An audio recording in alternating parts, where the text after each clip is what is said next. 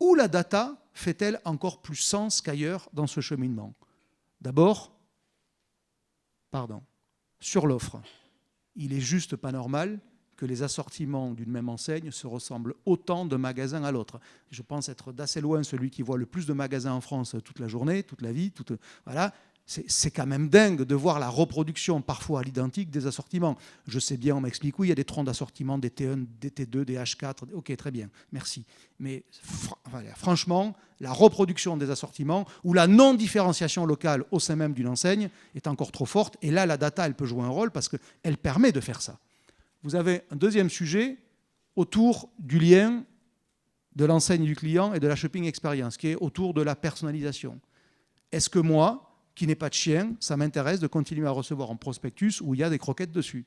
J'en ai, mais alors, franchement, rien à carrer. Évidemment, l'image, elle est caricaturale, l'exemple, il est archi connu. Mais vous voyez que la data là-dessus, ça va améliorer la qualité de ma relation avec l'enseigne, parce que si chaque fois qu'elle me parle, ça ne m'intéresse pas, est-ce que je vais l'écouter encore longtemps? C'est ça l'image. Hein. Quelqu'un qui vous parle, qui ne vous intéresse pas, quand on était en train de prendre un café ici, par politesse, vous allez l'écouter 2 minutes, et puis au bout d'un moment, vous allez trouver le premier prétexte pour aller voir ailleurs. Vrai ou faux?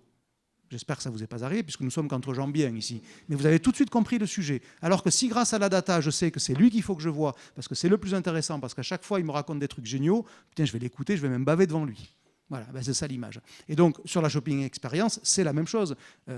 Dans ce qu'on me propose, dans ce que je vis, il y a probablement moyen de s'adresser plus à moi qu'à tous. Et aujourd'hui, parlez-moi de moi, il n'y a que ça qui m'intéresse. Ce qui est de la sociologie se transpose directement en commerce, évidemment. Et puis évidemment, sur l'image prix, alors là c'est plus futuriste, mais la data pourrait permettre, pourquoi pas, le yield management des prix. Pourquoi vous et moi, on paye le même prix notre produit en magasin? Nous n'avons pas le même consentement à payer, que je sache. Alors non pas que je sois supérieur ou inférieur à vous, mais peut-être que sur certaines catégories, du genre les chemises, je suis prêt à les acheter 300 boules.